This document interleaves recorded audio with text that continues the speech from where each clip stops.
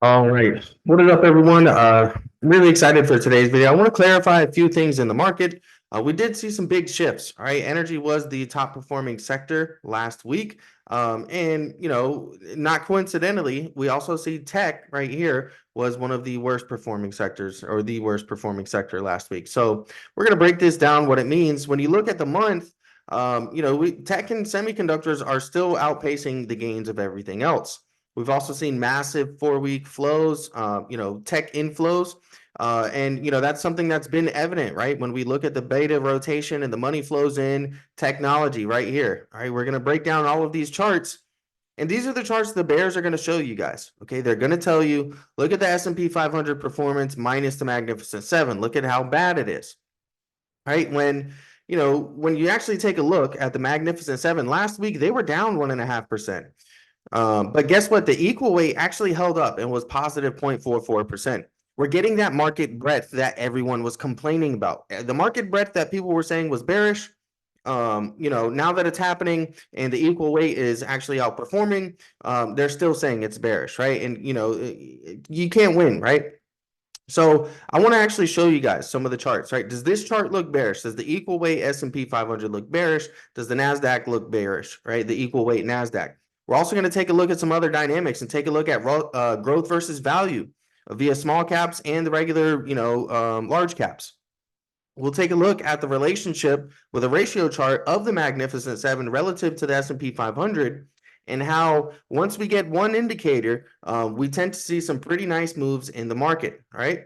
Now, June historically is great. Okay. It is a great month for, tech and the NASDAQ in particular. All right, and we'll go over some really amazing stats and we'll cover some seasonality. Okay, this is going to be the July seasonality right here for the S&P, for the NASDAQ.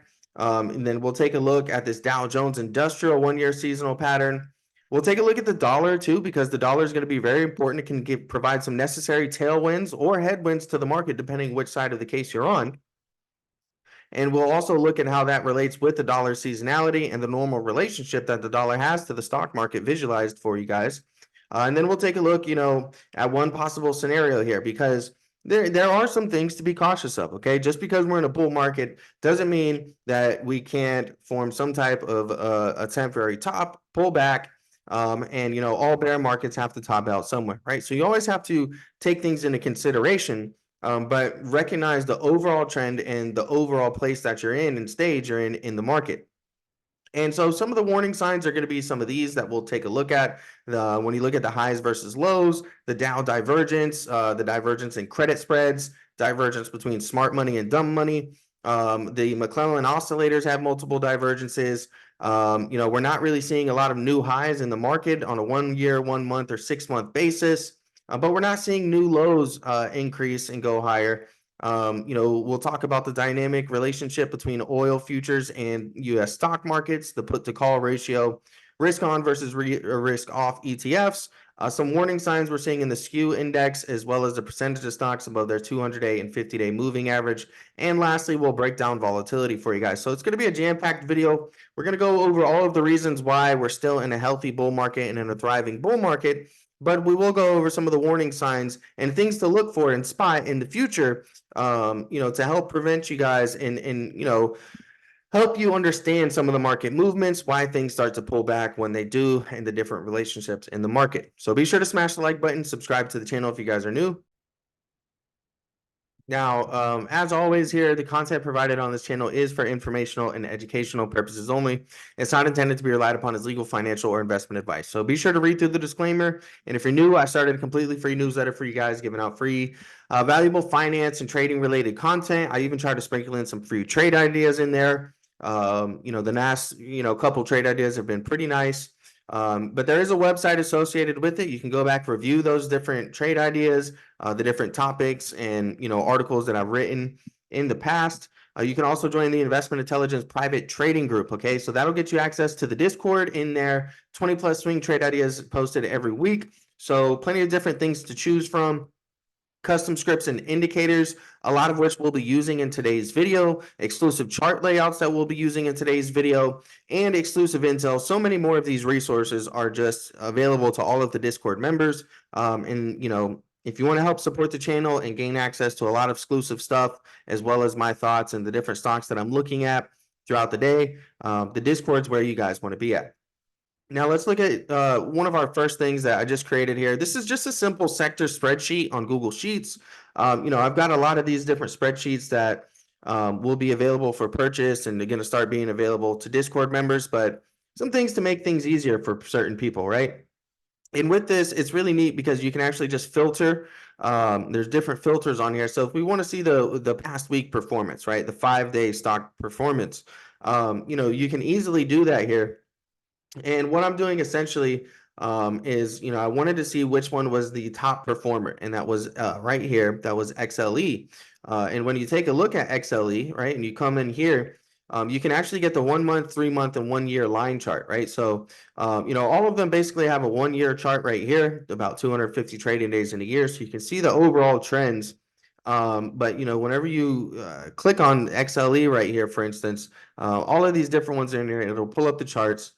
And do we see anything we need to be overly cautious of when it comes to energy, right? Anything scaring us? No, we see that the 1 month, 3 month are both in a downtrend. This is generally good for the stock market. We see that we're trying to potentially break some resistance here on the 1 month, and maybe even a downtrend here on the 3 month, and look for a downtrend breakout. But when you take a look at the 1 year chart, you see we've had a large move up, a very large retracement, and we continue to zigzag our way up and down through XLE. And, this could be the bottom here, or, we could put in another top, but I really wouldn't be surprised if we start to see some sideways movement. Okay. We've seen a lot of ups and downs in XLE, but we haven't seen much consolidation sideways. So that really wouldn't surprise me if we end up getting a little bit of that.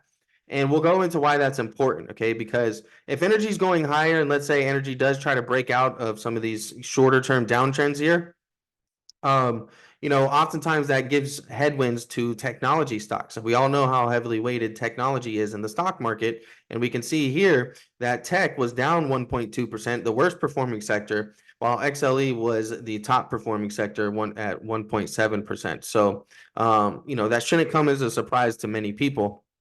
But when you review over the past month, tech and semiconductors, even though they have rolling over here recently, right, and they've started to roll over a little bit, they've still been the top performers in the past month, with bonds via TLT a close third. So that's something that, if you're in the Discord, you guys have seen some of the screenshots from TLT profits. TLT was a really nice trade. It's had a very explosive move.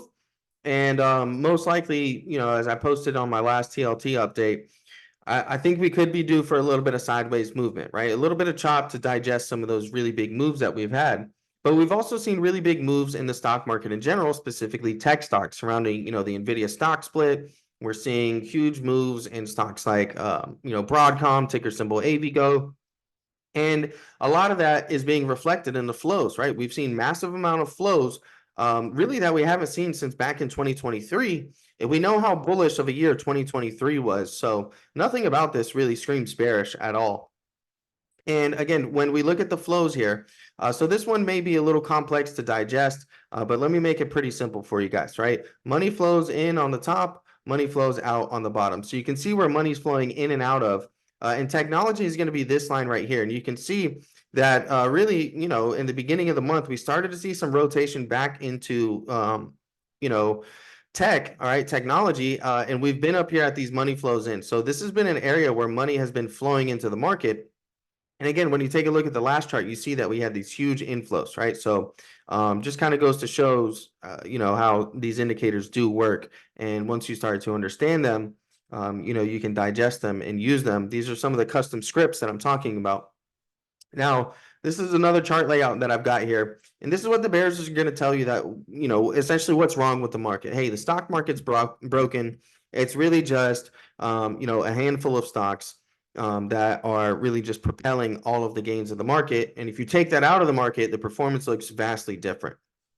Now, This is the Magnificent Seven on top. And as I mentioned in the beginning, it was actually down 1.5%, 1.5%. Meanwhile, this is over the past week. Meanwhile, the equal weight S&P 500 was actually positive 0.44%. So this is good. And, we're actually seeing bullish setups in the equal weight market. I mean, if you guys just look up an ABCDE triangle, right? So, that's what this is. It's something you can Google, and it's going to look just like this on Google. And this is a possible scenario. This is something I'm seeing develop.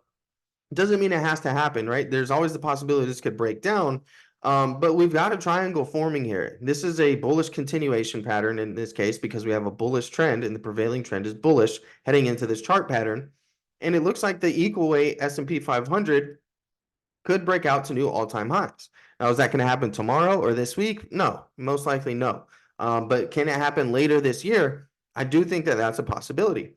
Take a look at the equal weight NASDAQ forming a large base right here, right? This is a bottoming pattern in the middle of an uptrend, right? So we've got this strong uptrend here. Then we had some sideways consolidation here forming a bottoming pattern, with all-time highs as the breakout level. And if this breaks out, this also looks very strong right here. Okay, we've got the bottoming pattern. You could draw it as an inverse head and shoulders if you wanted to. A little bit of a left shoulder here, head, left shoulder. Something kind of like this. However you want to draw it. This is a basing pattern, right? And we're gonna look and see, will this break out to new all-time highs? Like if you had to make bets by the end of the year, do you think this is gonna break out? I think that this can potentially break out. And one of the reasons for that is because we're seeing strong market correlations that we should see in strong bull markets. Okay, because you have to remember we're in a bull market. It's just that simple, right?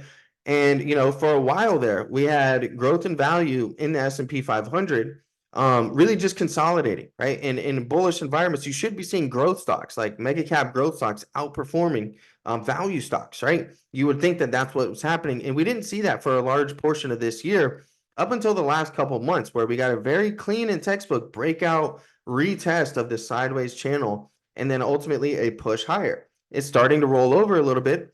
But when you look at things in context, wouldn't it make sense and be logical for us to get a completely healthy, we had a low here, a low, and then what? Another higher low here, perhaps on a retest of this old area. That's perfectly fine. It's not the end of the world if we get a pullback. Okay. And we can see another similar correlation in the Russell 2000 and small caps. So we're seeing this in the large caps S&P 500, but also in the small caps via the Russell 2000. This one actually in more of a downtrend here. Early into the year, we actually broke out of that downtrend very closely timed when the S&P 500 growth versus value started to break out. As this line goes up, it means that growth is outperforming. This is bullish for the market, right? You can see in this time period here where growth was underperforming and going down, the stock market was really going sideways and also down at this period of time. Now, we've got the Magnificent Seven divided by the SPY here. Okay, so this is another ratio chart, and then we've got the S&P 500 right here on the bottom. And you can see these periods where the S&P 500 is going up, but the Mag SPY ratio, the Magnificent Seven SPY ratio, is actually going down. These are periods where the stock market's going up, but it doesn't have that accelerated fast moves and large moves to the upside. More of a melt up, right, is what I kind of like to refer to it as, where it's like a slow melt up and grind upwards higher. And then that trend breaks, right? We get the breakout of that trend, and you see large accelerated moves in the S&P, right? And then we see the Mag 7 SPY continue to climb up here. But the stock market is kind of just going sideways and going lower now. And here we are again. We're at this period where the Mag SPY ratio is underperforming, right? Not really even making new highs, making lows, lower lows, highs, lower highs, while the S&P 500 is continuing to melt up higher. Again, if we break out on the Mag SPY ratio chart right here, that could be a sign that the S&P 500 is going to have an accelerated move to the upside, and then we see another consolidatory period. So that's just something that I'm looking for. It's like, hey, can we start seeing outperformance again from the Magnificent Seven stocks? Because that generally tends to be a very bullish thing for the market. Now, an interesting stat is that since 1980, the S&P 500 index has never peaked in June. This means that if you're trying to be a bear right now, okay, and you're saying the top is in for Nvidia, because Nvidia is basically the most important stock in the market right now. And if you think that Nvidia is no longer going to make any new highs and that this is the top and it's going to start crashing, data generally doesn't support that. Okay, the reason being is, again, because that's the most important stock in the S&P 500 here, and we've never peaked in June. So essentially, you would be saying that the stock that has the most influence in the stock market right now isn't going to make new highs, and most likely the stock market's not going to make new highs, even though data suggests otherwise, right? Now the end of June dips often turn into July rips on QQQ. So this is the Nasdaq, this is tech. So right now we're seeing that rotation out of tech into other sectors of the market, other areas of the market. And again, these dips often turn into July rips. The Nasdaq 100 has an 85% win rate in July over the last 2 decades, with a mean return of basically about 3.5%. Now, 3.5% may not seem like a lot, but if you were to annualize that, those are like 40% plus gains right there in the market. Okay. So on an annualized basis, that's a really great return. And if we can get something like a 3.3.5, even lower than that, right? Like a 2.5 or 2%, rally in the NASDAQ in July, that is a good month. That is definitely a good month in the stock market. And is there any more data that really helps back this up, that we can look at on a chart, right, and get a visualization of it? Well, I've got this S&P 500 seasonality chart layout here, and you can see that this is the month of July right here. And historically, or on a seasonality basis, this is what we tend to see in July, is a strong uptrend, right? And look at where we're at right now. We're heading into that period where potentially, via seasonality, the S&P 500 generally has a strong month. Same thing in the NASDAQ, right? So we just read about it here, but we're also looking at it here as well. So different ways to visualize the data. And again, it suggests that we're going to have a strong July. These are not things to live or die by. I'm not telling you to go, sell the house and go all in call options in July. But when trying to make informed decisions, these are some of the data sets that are important to me and hopefully to you guys right now. And if you think so and you appreciate these videos, be sure to smash the like button, subscribe to the channel. We're trying to get the channel to 10K, okay? Now, this is the Dow Jones Industrial 1-year seasonal pattern. And again, if we look at the month of July, this is July right here. It is strong, okay? You look at 1901 to 1949, 1968 or 1950 right here to 2022, 1950 to 2022. Both of these time periods, all three of these are strong months of July where it all closes higher than where the month began. Now, this is the dollar right here, and we're, for theory's sakes, we're going to say that this potentially could be some type of a bear flag information right here, right? Maybe some type of a pennant. And if this were to break down, that's going to be a bullish tailwind for stocks, okay? Because if we look at the relationship that the dollar has with the stock market, so we've got the dollar here on the bottom, stock market here on the top. Guys, it's not a coincidence that the stock market bottomed the same time that the dollar peaked. That's not a coincidence, okay? It's because we typically have these inverse relationships. And before then, we had this 4-month divergence that ended up leading to a rug pull, right? AKA the last bear market. And I noted again, the last time when we just recently had another 4-year divergence. You see where the dollar's moving up and the stock market's moving up. This is not normal for their relationship. Okay, normally their relationships are inverse of each other, and rather we're seeing them move in the same direction. The last time that happened for 4 months, we saw a drop in the stock market, and yet again we actually did see another drop in the stock market. So this is a reliable indicator that you guys can use to pay attention to. And so that's why I'm looking at the dollar saying, hey, if this triangle pattern here breaks down, this is going to be a tailwind for stocks. And we also see that July seasonality is also weak for the US dollar, right? We see that typically in this month of July in the shaded area here, we see a decline. All right. So all of those things are shaping up. There's a lot of things telling us that, hey, we can be bullish in this market and we can be bullish in this market environment. But, we need to be aware of, the risks or some of the warning signs, some of the cautionary tales that the market's telling you, because it's always telling you a story. You just have to know where to look and what to look for. And so this is going to be one of those cautionary tales, right? What if it's not that triangle pattern and we're looking for a breakdown?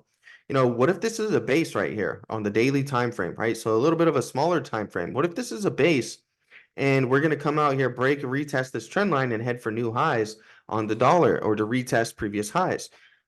That's going to be a headwind for the stock market, right? Now, does this mean that the dollar can't rise up here, fail a breakout, and then roll over? Yeah, that could happen because we see that, we're looking at July data right now, trying to prepare and plan for the next month. But the month of June is not over yet, right? We've still got some trading days, left in the month of June, and there's still time for things to develop heading into June. But we want to prepare for what's coming next, and be forward looking in the markets. Now, this is another thing to, be cautious of. Okay, this is a divergence in the ratio of highs versus lows, and we've got the S&P 500 on the bottom here.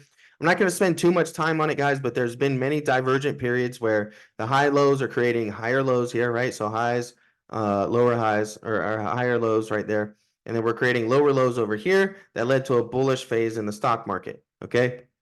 We also had over here where we're making lower lows in a downtrend, where we're making higher lows here in an uptrend. Because this was a negative divergence, that was an indicator that we could see a pullback in the stock market. Okay, and we've seen these things happen many a times, and currently we're right in the middle of one. I do want to point out that typically the bullish or the bearish divergences in the high-low index right here, they tend to last longer. Okay, they tend to be something that lasts a little bit longer and can fake out people sometime, who are looking to get short perhaps a little bit too early. So definitely something to pay attention to and be aware of. Okay, guys, we do have a divergence here where we're seeing lower highs, but we're continuing to make higher highs in the stock market. Then we've got the Dow divergence. Okay, now the Dow Jones Transportation Index, the transports often can be a leading indicator. So what do I mean by that? Well, it topped out, all right, before the S&P 500 topped out and before the Dow Jones Industrials topped out, right? It also bottomed here before the S&P 500 bottomed. So the transports can be a leading indicator, and we're not seeing what we necessarily want to see in the transports in a thriving bull market, right? So this is one of the things where the bears can start building a bearish scenario and a bearish case for you. Is, hey, well, you're not getting the participation that you're supposed to be getting in the transports. And that's what we're seeing, right? We're seeing lower highs, while the S&P 500 is continuing to make higher highs here. Okay, so we do want to see transports start to improve here and start to retest some of these previous highs and potentially retest, all-time highs in the transports. Another thing to be cautious of is going to be your credit spreads. Okay, we're seeing credit spreads again with a negative divergence here. Oftentimes, these can be a leading indicator again for the stock market. And this is something that we just want to pay attention to. Okay, it's like, hey, how is this going to resolve over the next coming weeks and coming months, right? Was this a little bit of an oopsie and it continues its uptrend, or does this continue to roll over while the market makes higher highs? That's going to be a little concerning and something to pay attention to. You've also got your smart money versus dumb money, right? Quote unquote. And this is basically just high yield versus the stock market, okay? And we're not seeing new highs being made in smart money, aka the high yields, but we're continuing to see newer highs being made in the dumb money, aka the stock market, right? So that's something to pay attention to as well. We've also got this negative divergence here on the McClellans, right, via the McClellan Summation Index, as well as the McClellan Oscillator. And again, these divergences often can be signals for the stock market, which is why I like looking at a lot of these things, because once you start to see many of them aligned together, it really helps to build a thesis or build a narrative. So we see higher lows here and we see lower lows here. So now we've got a bullish divergence, and that marks a significant bottom in the stock market, right? What are we seeing right now? We're seeing the McClellan Summation Index continue to roll over and make lower highs, while we have the McClellan Oscillator also continuing to roll over and make lower highs here as well. So on market breadth, we're not seeing the best market breadth that we want to see, but this is not something that's going to tell you to sell everything and, panic about everything. Now, here's what bulls want to see as well. Okay, is we want to see the amount of new highs being made on a 1 year, 1 month, and 6 month basis. We need to see these lines start to go up. Okay, if these lines are going down, it's going to be hard for the stock market to continue to make new highs if stocks themselves on the New York Stock Exchange are not making new 1 year highs, new 1 month highs, and new 6 month highs. We want to start to see these increase. But The good thing is that we're not really seeing stocks making new lows. Okay. So, breadth doesn't look great, right? It's not the best thing in the world right now. When you look at something like a McClellan oscillator or the McClellan summation index, but when you take a look at the equal weights, it looks pretty good. And when you look here, this doesn't look extremely bearish, okay? Because the stock's making 52-week lows, is not at new highs. We've got the stocks making new 1 month lows, is not at new highs either. And then stocks making 6 month lows has been in this sideways period here for a really long time. So, we're not seeing stocks making new highs, but we're also not seeing stocks making new lows. So we're really just, again, kind of being carried by a few stocks in the market, and we all know the names of them. Okay, but that's something that there's always been concentration in the market, right? Throughout different time periods, the top heavily weighted companies have changed over time and over time. And it's that concentration that's continued to drive gains in the market. Now, oil futures are continuing to roll over here. We did talk about how energy, I wouldn't even say that oil futures are rolling over. That's a bad choice of words, but oil futures have not started making new highs yet. On a trend basis, you see we still have lows or highs here, lower highs, while the S&P 500 continued in the opposite direction. That's good, right? This is a bullish theme for us. We did see that energy was the top performing sector last week. And if we continue to see that for elevated periods of time and we see oil futures break out, I think that would definitely be a headwind for stocks. Now, does it mean that oil and energy can't go up at the same time as the stock market goes up? No, that's definitely not the case.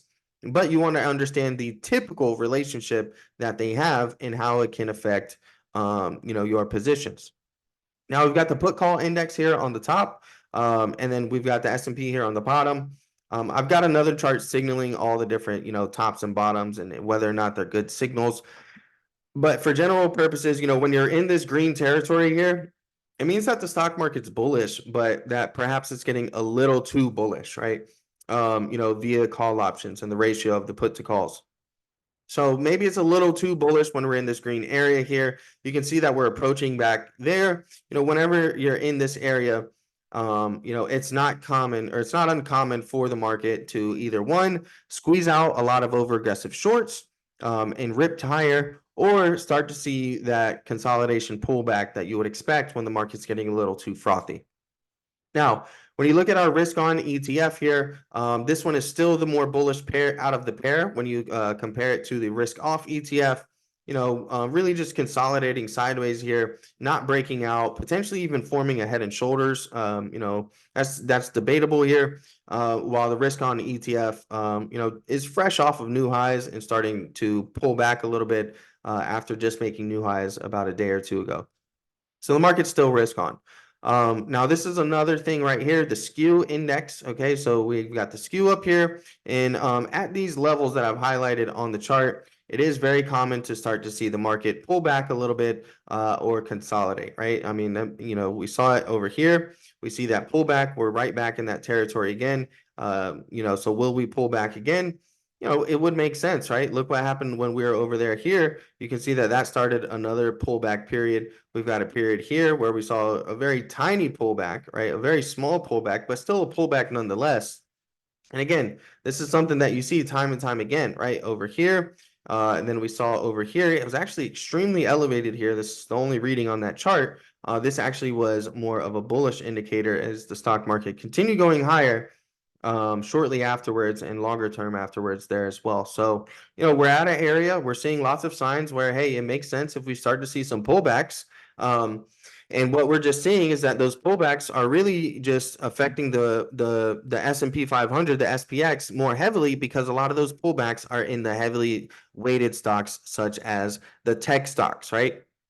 And we know that when that Mag 7's chart is underperforming, as it's doing right now, because a lot of mega cap tech is underperforming, when we took a look at the equal weight, we actually saw that had positive performance. So we're seeing breadth expand, guys. We're seeing lots of charts where we had lots of rotation into tech. Tech was hot.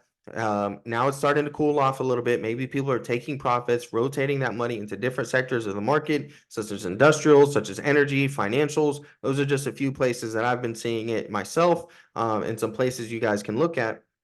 But does that mean it's the end of the world? No, this is actually what, all of the people making bearish cases and thesis about are essentially calling for, right? And so now we're seeing that. We're seeing lots of signs in market internals, market breadths, intermarket analysis that at any point we really could be due for a pullback.